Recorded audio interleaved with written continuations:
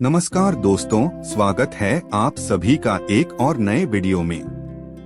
बहुत समय पहले एक राजा ने गौतम बुद्ध से पूछा कि एक सच्चा राजा कैसे बन सकता है। बुद्ध ने राजा को एक कहानी सुनाई। एक बार की बात है, एक छोटे से राज्य में एक राजा था जो अपनी प्रजा की भलाई के लिए समर्पित था। वह हमेशा अपने लोगों की जरूरतों को सबसे पहले रखता था। राजा अपने राज्य में घूमता और खुद देखता कि उसके लोग कैसे रह रहे हैं। अगर उसे कोई समस्या दिखती तो वह तुरंत उसे हल करने की कोशिश करता। एक दिन राजा ने देखा कि एक बूढ़ा व्यक्ति सड़क किनारे बैठा रो रहा है। राजा ने रुककर उससे पूछा, तुम क्यों रो रहे हो? बूढ़े व्यक्ति ने कहा, महाराज, मेरा परिवार बहुत गरीब है। हमारे पास खाने को भी कुछ नहीं है। राजा ने तुरंत अपने खजाने से धन देकर उसकी मदद की और उसे आश्वासन दिया कि भविष्य में उसकी कोई भी जरूरत अधूरी नहीं रहेगी।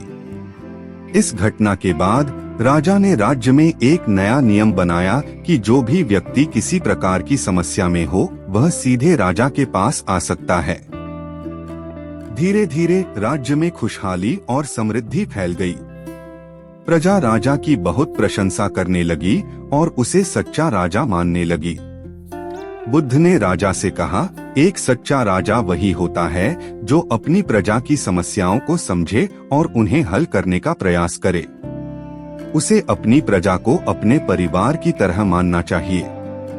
इस कहानी से राजा ने सीखा कि प्रजा की सेवा करना और उनकी भलाई का ध्यान रखना ही एक सच्चे राजा की पहचान है।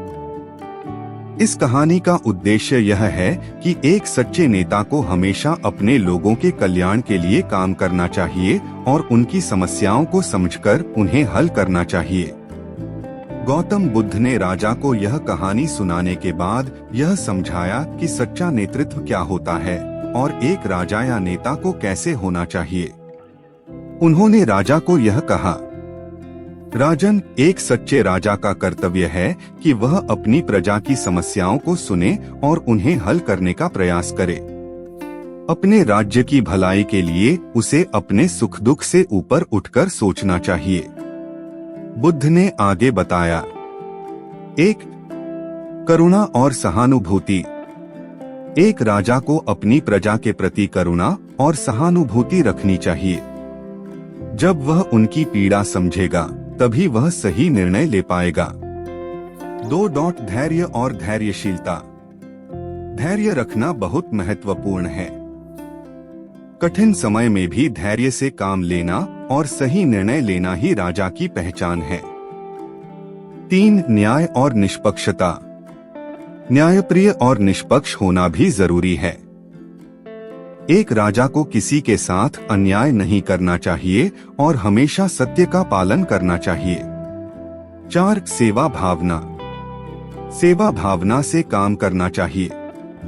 राजा को अपनी प्रजा की सेवा करना एक महत्वपूर्ण धर्म समझना चाहिए।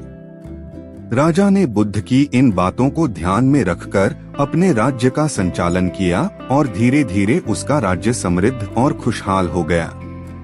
राजा की प्रजा उसे बहुत प्रेम और सम्मान देने लगी। गौतम बुद्ध की यह शिक्षा हमें यह सिखाती है कि सच्चे नेता वही होते हैं जो दूसरों की भलाई के लिए कार्य करते हैं और उनकी समस्याओं को समझकर उनका समाधान निकालते हैं। तो दोस्तों, ये कहानी आपको कैसी लगी? उम्मीद है इस वीडियो से आपको बहुत कुछ पता चला होगा। और अगर आप नए हैं तो हमसे जुड़ने के लिए इस चैनल को सब्सक्राइब करना मत भूलिएगा। मिलते हैं अगली वीडियो में कुछ नए विचारों के साथ। तब तक के लिए आपका बहुत बहुत धन्यवाद। नमो बुद्धाय।